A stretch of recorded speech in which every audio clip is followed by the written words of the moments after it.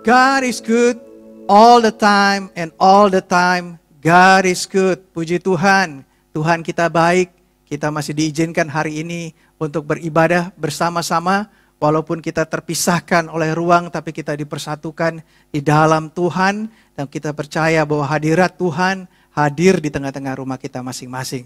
Sebelum kita akan mendengarkan firman Tuhan, mari kita bersama-sama berdoa. Bapa kami yang di surga, Tuhan kami yang hidup, Tuhan kami yang Maha Pengasih dan Maha Penyayang, Tuhan yang kami kenal dan kami sapa di dalam nama Yesus Kristus, anak-Mu yang tunggal, junjungan kami yang ilahi. Kami bersyukur Tuhan, kalau pagi hari ini kami boleh bersama-sama datang ke rumah Tuhan. Kami boleh beribadah, kami boleh memuji dan memuliakan nama Tuhan. Dan pada saat ini juga kami boleh mendengarkan sabda Tuhan. Berbicaralah, kami siap mendengarkan. Kami juga mengundang Roh Kudus-Mu Tuhan untuk menghampiri kami, untuk membuat kami lebih fokus kepada firman-Mu, sehingga sungguh setiap benih yang ditaburkan itu boleh menjadi berkat dalam kehidupan kami. Terima kasih Bapa, terpujilah nama-Mu. Di dalam nama Yesus Kristus kami sudah berdoa. Amin. Saudara-saudara, kalau kita perhatikan saat ini di tengah-tengah kondisi pandemi, di tengah-tengah keterbatasan kita, di tengah-tengah kesulitan, di tengah tantangan, bahkan tragedi, bahkan banyak kematian yang terjadi. Banyak orang yang kemudian mempertanyakan keberadaan atau eksistensi daripada Tuhan. Jika Tuhan memang ada, kenapa Dia membiarkan banyaknya kehilangan atau tragedi, bahkan kematian di tengah-tengah kita? Dan jika banyak penderitaan, apakah itu bukan artinya Tuhan itu tidak ada? Ketika saya ditanyakan, maka saya menjawab kepada orang ini, jangan-jangan Tuhan yang kamu sembah, atau kamu ketahui, atau kamu pahami itu berbeda dengan Tuhan yang saya pahami. Karena Tuhan yang saya pahami dan saya kenali lewat firman Tuhan, itu selalu hadir atau digambarkan hadir di tengah-tengah penderitaan, tragedi, dan bahkan kematian manusia. Bahkan di dalam setiap cerita firman Tuhan, di mana ada orang-orang pilihan Tuhan, mereka semua mengalami tantangan, mengalami penderitaan dan kematian, seperti orang lain yang hidup di tengah-tengah dunia ini, yang sudah jatuh di dalam dosa. Yesus pun mengalami tantangan, bahkan dia juga menghadapi kematian. Dan penderitaan yang berat itu dikatakan sudah ditanggungnya. Dan akhirnya kita mengetahui bahwa kemenangan juga itu diperolehnya. Ini bagian penting, ya, bagian akhir, bagian penting yang kita perlu ketahui, yang membedakan. Karena itu menyatakan Tuhan yang kita sembah sanggup mengubah tragedi dan kematian menjadi sukacita dan kehidupan. Itulah Tuhan yang saya kenal dan saya alami juga. Dia menggunakan tantangan, kesulitan di tengah-tengah hidup saya untuk memproses saya untuk menjadi pribadi yang lebih baik. Sehingga saya diubahkan untuk menjadi sama seperti Kristus. Bukankah pisau itu bisa digunakan untuk melukai orang, tetapi juga bisa kita gunakan untuk membersihkan, ya, untuk mengupas. Begitu juga penderitaan dan kesulitan dan tragedi bisa dipakai Tuhan untuk menjadi alat, untuk membersihkan kita, untuk membentuk kita, sehingga kita menjadi atau memiliki karakter yang lebih baik. Saya mengajak kita semua untuk membaca kitab Rut. Tidak banyak, hanya pasal 1 sampai pasal 4. Yang berbicara mengenai atau menjelaskan kepada kita bagaimana arti daripada tragedi dan kematian. Dan selanjutnya bagaimana kemudian mengubah keadaan tersebut terbalik menjadi sukacita dan kehidupan. Mari kita sama-sama membaca kitab Rut ayat 1, pasal 1 ayat 7 sampai 19a. Tetapi kita hanya membaca ayat 15 sampai dengan 19a-nya saja. Demikianlah firman Tuhan, saya akan bacakan. Rut 1 ayat 15 sampai 19a. Berkatalah Naomi, telah pulang iparmu kepada bangsanya dan kepada para tuhannya. Pulanglah mengikuti iparmu itu. Tetapi kata Rut, janganlah desak aku meninggalkan engkau dan pulang dengan tidak mengikuti engkau. Sebab kemana engkau pergi, ke situ jugalah aku pergi. Dan di mana engkau bermalam, di situ jugalah aku bermalam. Bangsamulah bangsaku dan Tuhanmulah Tuhanku. Di mana engkau mati, aku pun mati di sana, dan di sanalah aku dikuburkan.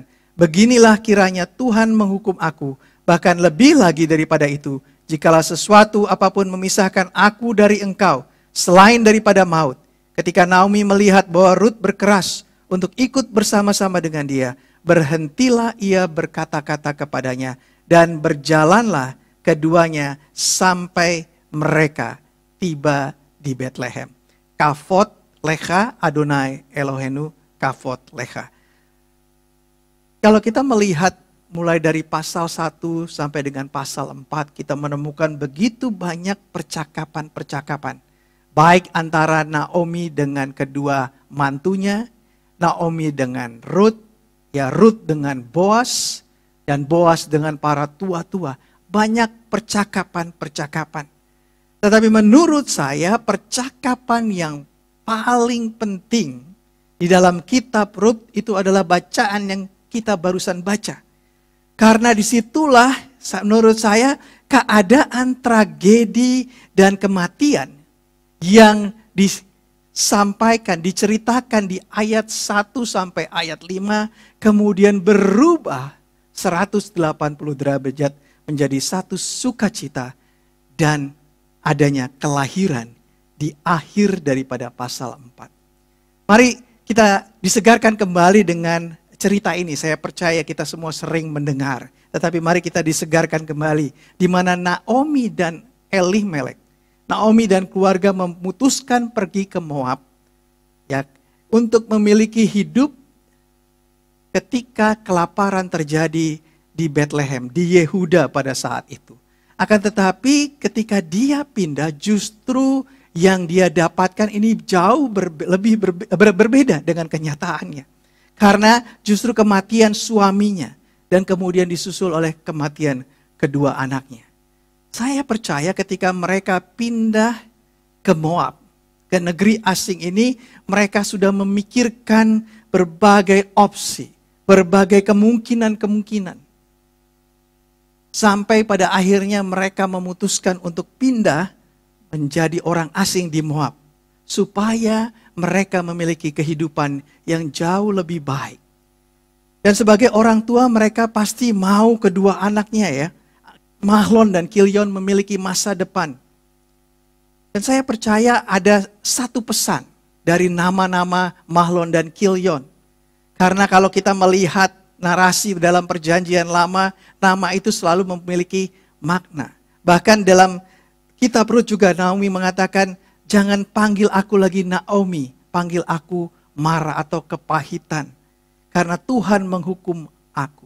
Padahal kita tahu Naomi artinya satu kesukaan atau satu kesenangan. Tetapi dia tidak bisa dipanggil dengan nama Naomi karena ada satu kepahitan dalam kehidupannya. Dan nama Mahlon ternyata artinya kelemahan atau juga sakit-sakitan. Dan sementara arti dari anak kedua, Kilion, artinya adalah selesai, sempurna, komplit. Mungkin dinamakan anak kedua ini karena memang berbeda dengan anak pertama. Di mana Mahlon, saya duga, adalah anak yang lemah, anak yang suka sakit-sakitan, dan dia punya kelemahan. Untuk itulah yang menjadi salah satu pendorong utama bagi keluarga ini kemudian untuk pindah. Karena mereka berharap mereka bisa memberikan yang lebih baik bagi Mahlon. Dan kalau kita melihat dalam setiap percakapan-percakapan, kita jauh lebih bisa mengenal sosok daripada Naomi, wanita yang pandai ini menurut saya. Karena begitu banyak ya logika-logika yang dipakai daripada perasaannya. Dia berkata di ayat 8 kepada kedua menantunya, berkatalah Naomi, Pergilah, pulanglah masing-masing ke rumah ibunya. Tuhan kiranya menunjukkan kasih-Nya kepadamu seperti yang kamu tunjukkan kepada orang-orang yang telah mati itu kepadaku. Kiranya atas karunia Tuhan kamu mendapat tempat perlindungan masing-masing di rumah suaminya. Lalu diciumlah mereka menangis dengan suara keras. Jadi Ruth dan Orpa disuruh pulang oleh Naomi. Naomi tidak memikirkan dirinya sendiri. Dia tidak egois. Dan kita bisa melihat bahwa dia sangatlah logis. Dia menyuruh pergi pulang ke rumah orang tuanya. Dan kemudian menikah kembali. Sehingga mereka mendapatkan kasih daripada Tuhan. Dan respon daripada Ruth dan Orpa atas permintaan Naomi ini, selain mereka kemudian menangis dengan suara keras, dan dikatakan dalam ayat 10, mereka mengatakan, tidak, kami ikut dengan engkau pulang kepada bangsamu. Ini menggambarkan satu hal yang mengagumkan menurut saya, bagaimana kedua mantu ini sangat mengasihi daripada mertuanya Naomi. Ini menggambarkan bahwa Naomi adalah satu pribadi yang selain tidak egois, dia juga sangat baik kepada orang lain. Dan ini bisa dirasakan oleh orang yang ada di dalam rumahnya, yaitu kedua mantunya. Sesuatu yang banget ya, kalau zaman sekarang ini bagaimana yang mertua saya mengasihi mantunya dan mantunya mengasihi mertuanya.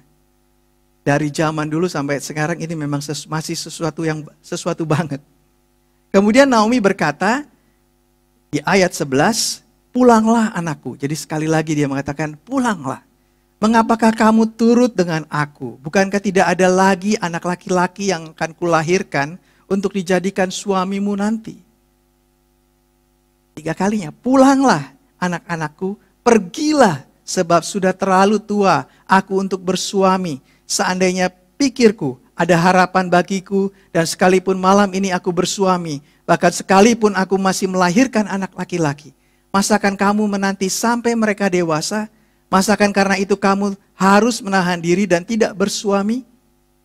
Jikalau kiranya demikian anak-anakku, bukankah jauh lebih pahit yang aku alami daripada kamu? Sebab tangan Tuhan teracung terhadap aku. Kita tahu setelah ini Orpa, salah satu mantunya, memutuskan untuk kembali. Tetapi kemudian Ruth memutuskan untuk tetap bersama Naomi dengan mertuanya. Narasi ini ingin menggambarkan bahwa keduanya, baik itu Orpa maupun Ruth, punya pilihan.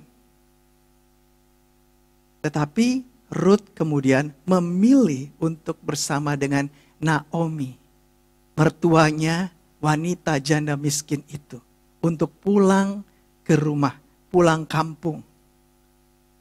Saya percaya kita tahu dari cerita ini bahwa keduanya sangat mengasihi Naomi.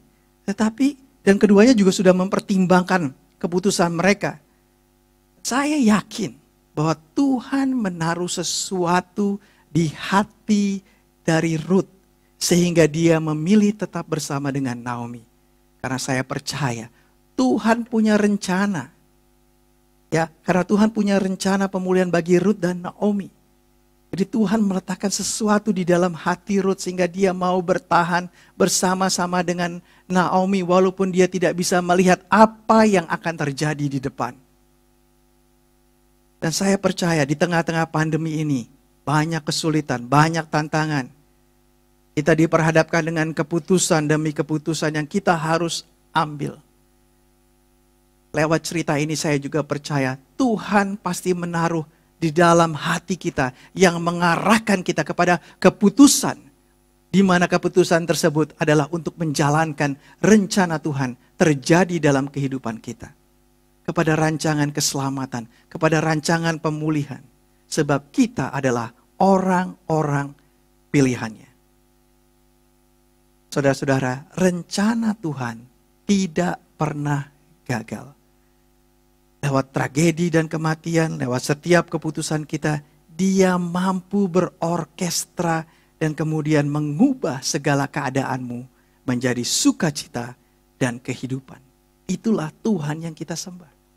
Tuhan berinteraksi dengan keputusan-keputusan manusia Dan rencana Tuhan pasti terjadi dalam kehidupan orang-orang pilihannya. Selanjutnya Rut membuat 3 keputusan penting di dalam hidupnya. Yaitu di dalam ayat 16 dikatakan, kata Rut, janganlah desak aku meninggalkan engkau dan pulang dengan tidak mengikuti engkau. Sebab dimanapun, kemanapun engkau pergi, kesitulah aku pergi. Dan di mana engkau bermalam, di situ jugalah aku bermalam. Jadi Rut membuat sebuah keputusan tegas, bahkan final, untuk kemudian menyerahkan hidupnya kepada Naomi. Dia menyatakan kesetiaannya kepada Naomi. Kalau kita melihat setiap tokoh cerita dalam Alkitab merupakan bayangan dari Mesias. Itu yang disampaikan dalam kitab Yakobus. Bahwa apa yang dikerjakan orang-orang di dalam perjanjian lama itu adalah bayangan daripada Mesias yang sesungguhnya. Musa sebagai penyelamat Israel, Daud yang setia, dan saat ini adalah Naomi yang baik dan tidak egois, juga adalah gambaran daripada Mesias. Dari percakapan ini yang mengubah keadaan Rut dan Naomi, digambarkan bahwa berserah itu adalah kita berjanji setia. Tema kita di bulan ini adalah surrender atau berserah. Yang artinya dalam konteks kitab Rut, berserah itu adalah berjanji setia untuk tinggal bersama-sama. Kemanapun engkau pergi dan engkau berdiam, di sanalah aku berada.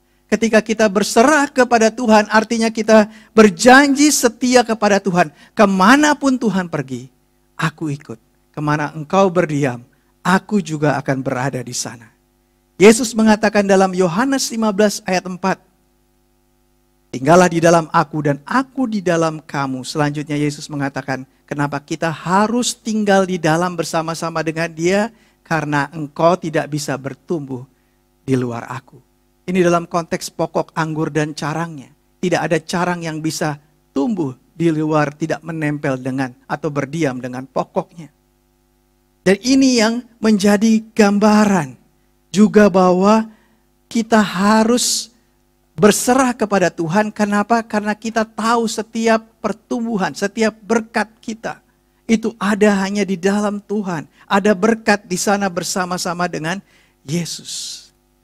Kita melihat juga ya bahwa Boas juga gambaran dari Mesias. Dia adalah seorang penebus. Dan dikatakan juga dalam narasi yang berikutnya dalam pasal 2 bahwa dia kemudian memberikan kemurahan kepada Rut. Tetapi di ayat 4 kalau kita melihat ini menarik, dikatakan pasal 2 ayat 4, lalu datanglah Boas dari Betlehem, ia berkata kepada penyabit-penyabit itu, Tuhan kiranya menyertai kamu. Jawab mereka kepadanya, Tuhan kiranya memberkati Tuhan. Tuhan. Menarik kenapa saya kembali ke ayat 4, karena di dalam pasal 2 ini, karena ini menggambarkan Mesias itu sendiri. Bahwa Mesias itu datang untuk memberkati orang-orang. Dan lebih daripada itu dikatakan dia memberkati kepada penyabit-penyabit itu. Orang-orang yang bekerja, orang-orang yang berlada di ladangnya. Kita-kita yang bekerja di ladang Tuhan sesuai dengan talenta kita adalah Tuhan datang untuk memberkati kita. Sama seperti ketika kita membaca kitab Kejadian, hari ke-7 adalah hari di mana Tuhan memberkati semua ciptaannya. Dan Tuhan terus bekerja pada saat ini untuk terus memberkati kita semua. Kalaupun kita diberikan tantangan dan kesulitan, diizinkan terjadi dalam kehidupan kita, sesungguhnya itu untuk membantu, memproses kita, untuk menjadi pribadi yang jauh lebih baik. Dan ini juga menarik.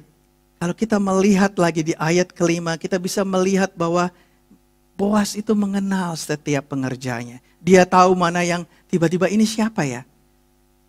Dari manakah perempuan ini, kita membaca ayat kelima. Boas sangat tahu apa yang terjadi di tengah-tengah pengerjanya.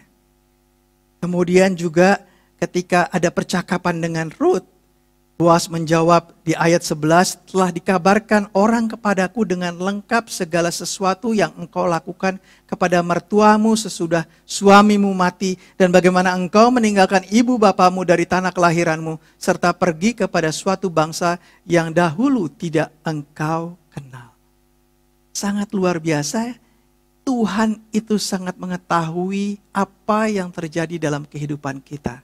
Terlebih, ya, Dia sangat mengenal yang namanya kesetiaan di dalam setiap pengerja-pengerjanya. Dia tahu apa yang terjadi, saudara. Saudara, kita tidak pernah ditinggalkan Tuhan. Dia tahu Anda tetap setia bersama-sama dengan Tuhan. Engkau tetap setia kemanapun Tuhan pergi, engkau ikut. Dan Dia mengetahui apa yang engkau lakukan di tengah-tengah dunia ini. Kesetiaan itu dikenal. Dan Yesus mengenal kesetiaan atau keberserahan kita. Dan Dia sangat memperhatikan kita. Selanjutnya, keputusan penting yang dibuat oleh Rut. Dikatakan, bangsamulah bangsaku. Rut melepaskan kewarganegaraan Moabnya. Dan menjadi warga negara Israel. Warga negara Yehuda. Dia melepaskan Moab dan kemudian menjadi bangsa Israel, atau artinya menang bersama dengan Tuhan. Orang lebih mudah melepaskan kewarganegaraannya kalau memang kewarganegaraan yang ditujunya itu akan memberikan suatu benefit yang lebih daripada kewarganegaraan sebelumnya. Kalau jelas ketika kita ikut dengan kewarganegaraan yang baru itu memang memberikan masa depan yang jauh lebih baik. Tapi Rut melepaskan di tengah-tengah kebutaannya. Dia sendiri belum pernah ke Israel. Apakah jauh lebih baik dari Moab?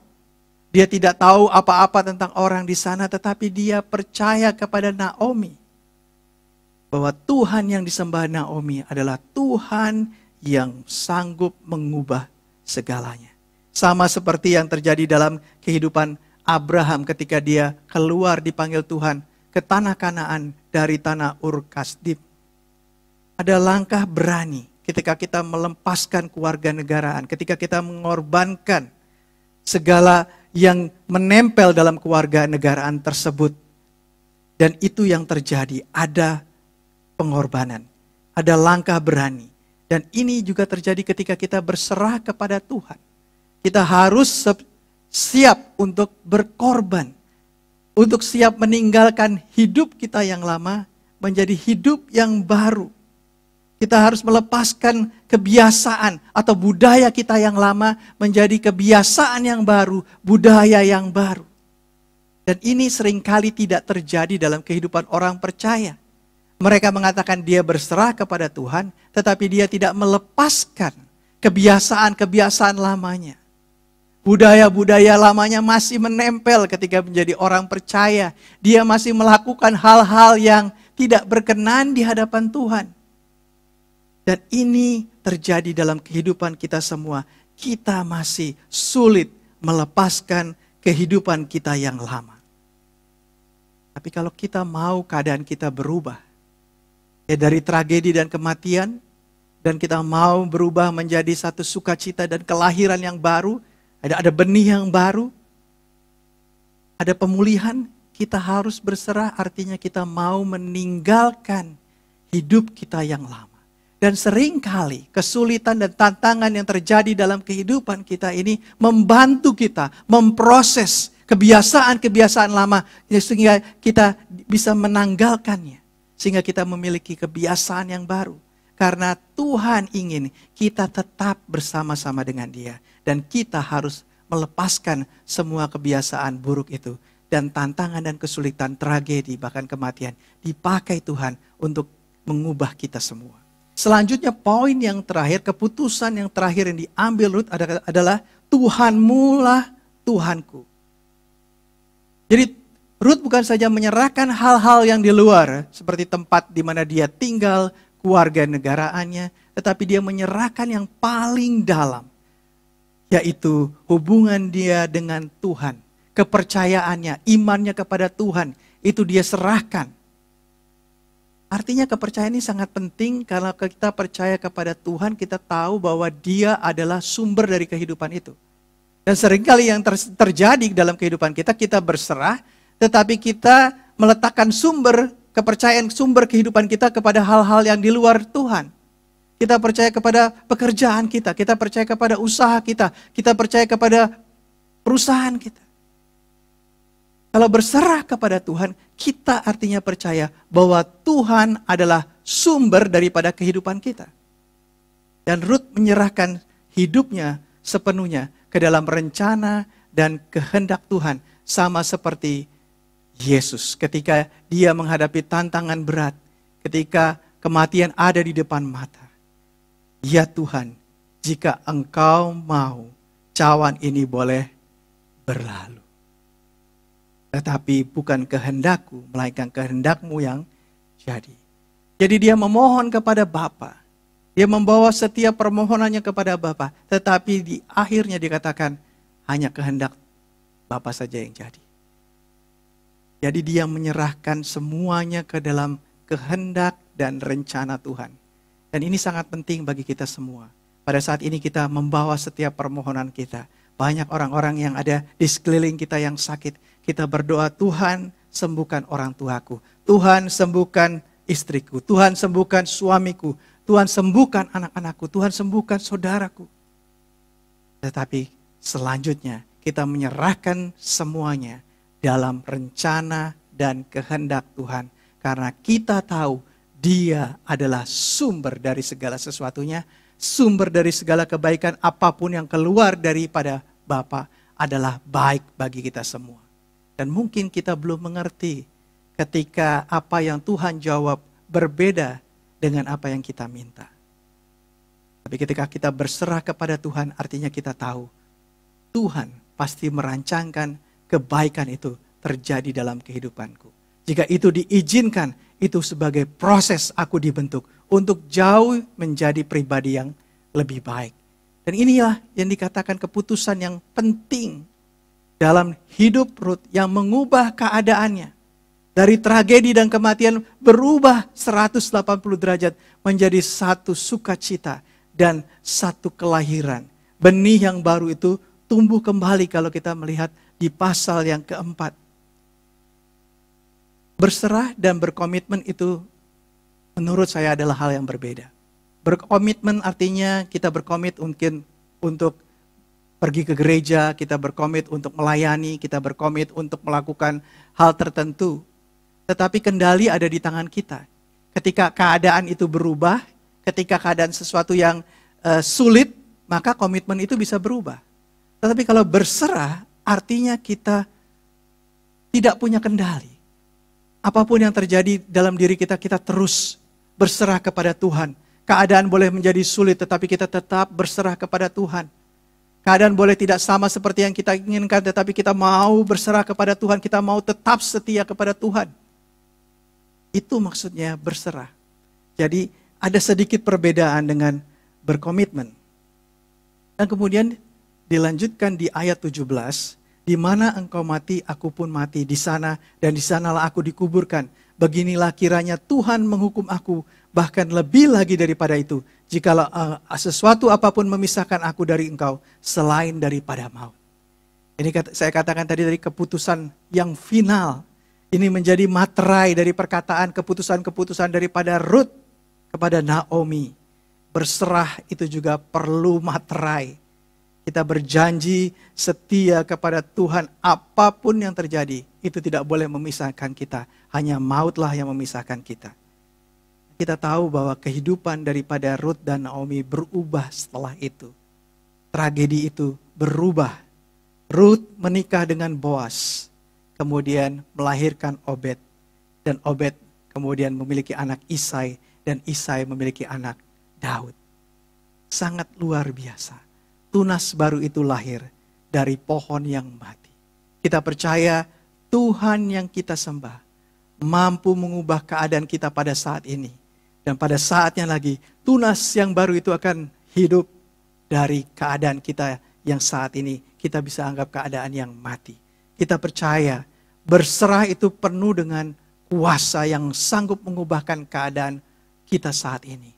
Ini adalah ajakan kita semua. Pada kita semua pada saat ini untuk berserah kepada Tuhan.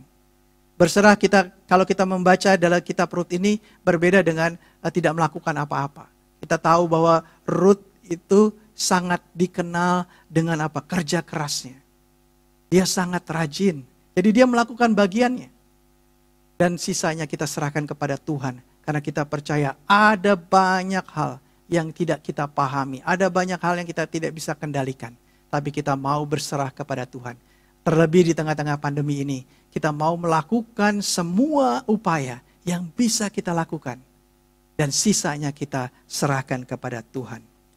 Tuhan mampu memulihkan hidup kita, orang-orang yang setia kepadanya, orang-orang yang berserah kepada Tuhan. Rencana Tuhan tidak pernah gagal. Ya lewat tragedi, lewat kematian, lewat keputusan-keputusan kita yang kadang-kadang kita juga meragukan keputusan tersebut. Dia mampu mengubah keadaanmu menjadi sukacita dan kehidupan. Dan Tuhan digambarkan tidak pernah tinggal diam. Dia terus datang untuk memberkati setiap penyabit-penyabitnya, pengerja-pengerjanya. Bahkan orang asing seperti Rut yang datang dari Moab. Ini menunjukkan bahwa keselamatan itu memang diberikan kepada orang di luar Israel. Dan yang terakhir, Tuhan yang kita sembah adalah Tuhan yang hadir di tengah-tengah kesulitan kita, di tengah-tengah realita kehidupan kita sebagai manusia. Yang ada banyak tragedi dan kematian. Tetapi Dia sanggup mengubahkan segala sesuatunya. Amin. Kita berdoa. Bapa kami yang di surga, kami bersyukur Tuhan firman Tuhan pada kesempatan pagi hari ini mengingatkan kembali di tengah-tengah pandemi, di tengah-tengah tantangan, di tengah-tengah kesulitan yang kami hadapi pada saat ini. Kami datang kepada Tuhan, kami mau berserah kepada Tuhan karena kami tahu Tuhanlah yang sanggup mengubahkan keadaan kami. Dari kesulitan, dari tantangan menjadi kemenangan dalam kehidupan kami. Ya Tuhan, kami berdoa khususnya jemaat Tuhan, ya, anak-anak Tuhan yang pada saat ini mengalami sakit penyakit. Kami percaya Tuhan, tangan Tuhan akan menjamah, menyembuhkan mereka di dalam nama Yesus. Tangan yang sama juga sanggup memulihkan usaha dan pekerjaan kami di dalam nama Yesus. Dan kami percaya dan menyerahkan ke dalam tangan Tuhan bahwa hidup kami serahkan ke dalam tangan-Mu Tuhan. Kami mau berjanji setia, kami mau tinggal bersama-sama dengan Engkau dalam keadaan apapun, dalam keadaan baik, dalam keadaan sulit pun, kami mau menyerahkan dan hanya bersandar kepada Tuhan. Terima kasih Bapa, terpujilah nama-Mu di dalam nama Yesus Kristus. Kami berdoa. Bapa kami yang di surga, dikuduskanlah nama-Mu, datanglah kerajaan-Mu, jadilah kehendak-Mu di bumi seperti di surga. Berikanlah kami pada hari ini makanan kami yang secukupnya, dan ampunilah kami akan kesalahan kami, seperti kami juga mengampuni orang yang bersalah kepada kami. Dan janganlah membawa kami ke dalam pencobaan, melainkan lepaskanlah kami daripada yang jahat. Karena Engkau yang punya kerajaan dan kuasa dan kemuliaan sampai selama-lamanya. Amin.